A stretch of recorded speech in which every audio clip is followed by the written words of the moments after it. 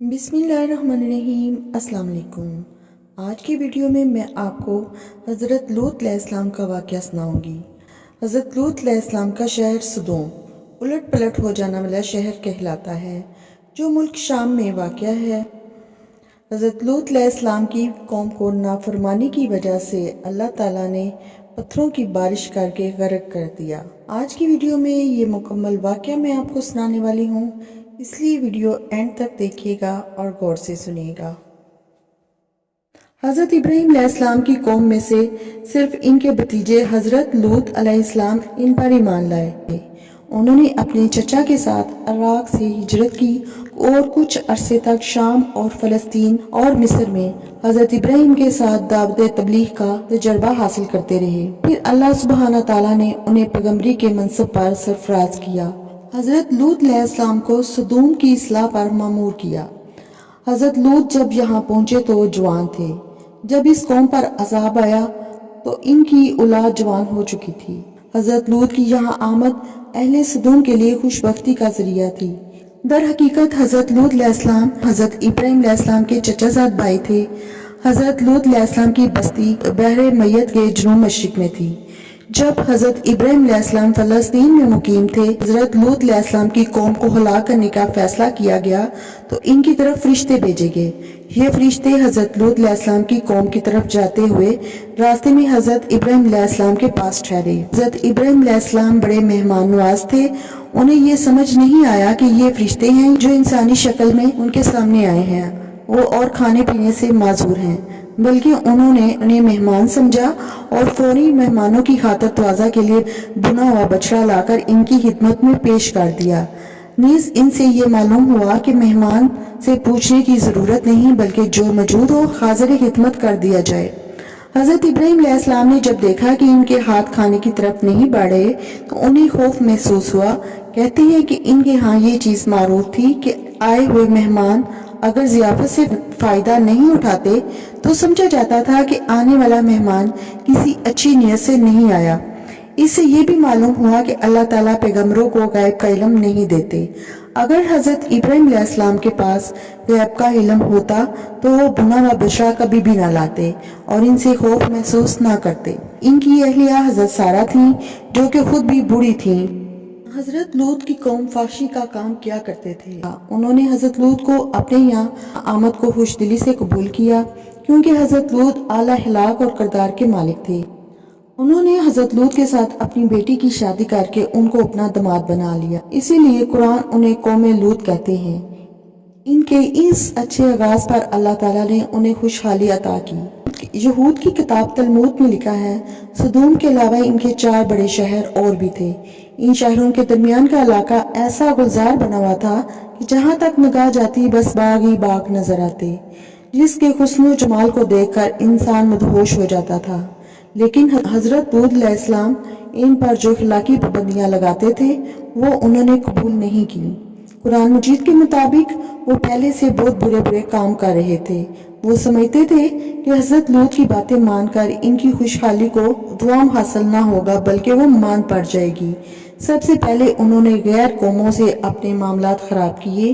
تلمود میں لکھا ہے کہ ایک دفعہ ایک اعلامی مسافر ان کے علاقے سے گزر رہا تھا۔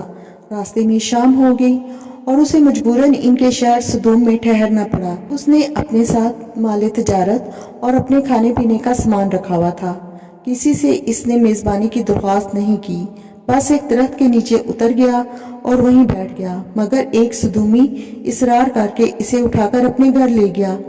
رات اس نے اس کو اپنے ہاں رکھا اور صبح ہونے سے پہلے اس کا گدھا اس کی زیند اور مال تجارت سمیٹ کر اڑا دیا۔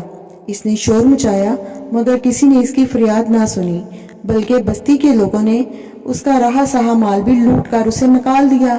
اس طرح متعدد واقعات بیان کرنے کے بعد تلمود کا منصف لکھتا ہے کہ اپنی روزمرہ کی زندگی میں یہ لوگ سخت ظالم، دھوکے باز اور بد معاملہ ہو گئے تھے۔ کوئی مسافر ان کے علاقے سے باخریت نہیں گزر سکتا تھا اور نہ ہی کسی غریب کو ان کی بستی سے روٹی کا کوئی ٹکڑا ملتا۔ بہرحال ایسا ہوتا، باہر کا آدمی ان کے علاقے میں پہنچ کر فاقوں سے مر جاتا اور یہ اس کے کپڑے اتار کر اس کی لاش کو बरहना दफन कर देते। बैरूनी ताजर अगर शामत के मारे वहां चले जाते तो वो सरेआम लूट लिए जाते। इनकी फरियाद को ठट्ठों में उड़ा दिया जाता। एक मर्तबा हजरत सारा अलैहिस्सलाम ने हजरत लूत के घर वालों की खैरियत दरियाफ्त करने के लिए अपने गुलाम को सदूम भेजा। जब वो शहर में दाखिल हुआ तो इसने देखा एक सदूमी एक अजनबी को मार रहा है। उसने उसे शर्म दिलाई कि तुम मुसाफिरों के साथ ऐसा सलूक करते हो, मगर जवाब में सरे बाजार में इसका सर फाड़ दिया गया। एक मर्तबा एक गरीब आदमी कहीं से इनके शहर में आया। किसी ने उसे खाने को कुछ नहीं दिया और वो फाकों से बदहाल होकर एक जगह गिरा पड़ा रहा। हजरत लूत की बेटी ने उसे देख लिया और इसके लिए खाना पहुंचाया। इस पर हजरत लूत और उनकी बेटी को सख्त मलामत की गई। उन्हें धमकियां दी गई और कहा गया कि इन हरकतों के साथ तुम लोग हमारी बस्ती में नहीं रह सकते। अपनी वादी को उन्होंने एक बाग बना रखा था जिसका सिलसिला मीलों तक फैला हुआ था। इस बाग में वो इंतहाई बेहयाई के साथ अलानिया बदकारी करते और सिवाय हजरत लूत के कोई जुबान उनको टोकने वाली नहीं थी। कुरान मजीद में इस पूरी दास्तान को समेटकर सिर्फ 2 फिक्रों में बयान किया गया है कि वो पहले से बहुत बुरे बुरे काम कर रहे थे और मर्दों से ख्वाहिश नफ्सी पूरी करते, मुसाफिरों को सरे राह मारते, अपनी मजलिसों में खुलम खुला बदकारियां करते। वो कहते कि मालूम होना चाहिए कि हम खुशहाल कौम हैं और अपनी खुशहाली में मस्त रहते हैं, तो उनकी तबाही और बदकारी के असर दूर दूर तक नजर आते। लेकिन आज इस कौम का नामो निशान तक बाकी नहीं, सिर्फ बहरे मुर्दार ही इनकी एक यादगार बाकी रह गई, जिसे आज तक बहरे लूत भी कहा जाता है।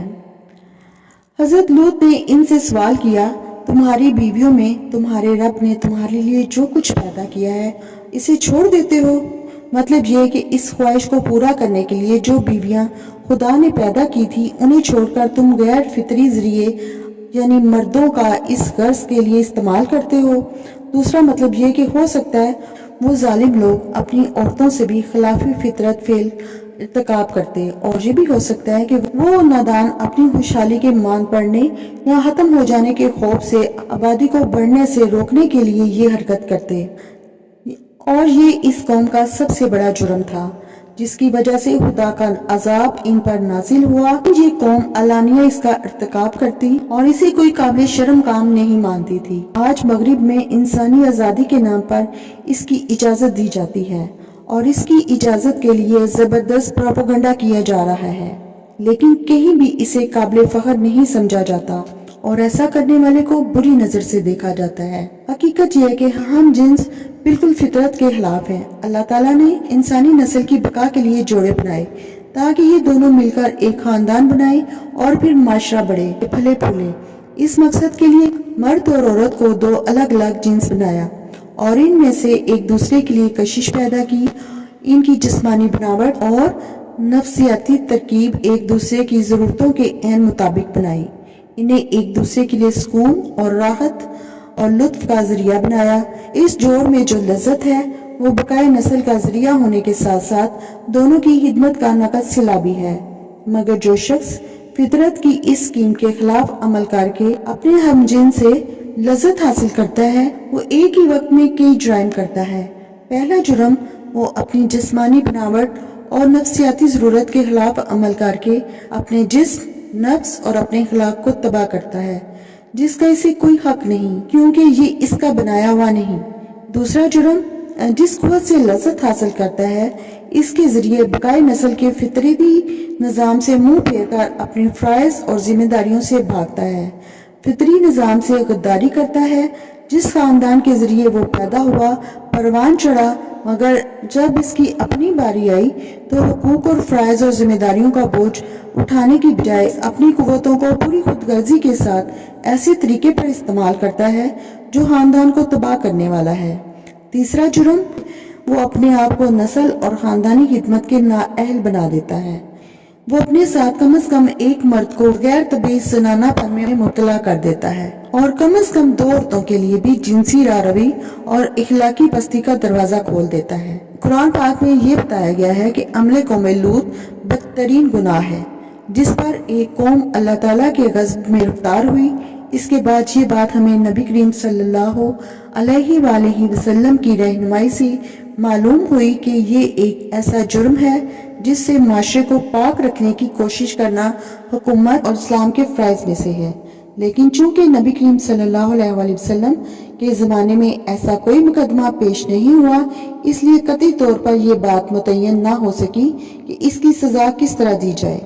بعض فقہاء اس جرم پر وہی سزا تجویز کرتے ہیں جو زنا کی سزا ہے، یعنی غیر شادی شدہ جوڑے کو 100 کوڑے مارے جائیں اور جلاوطن کر دیا جائے اور شادی شدہ کو رجم کیا جاتا۔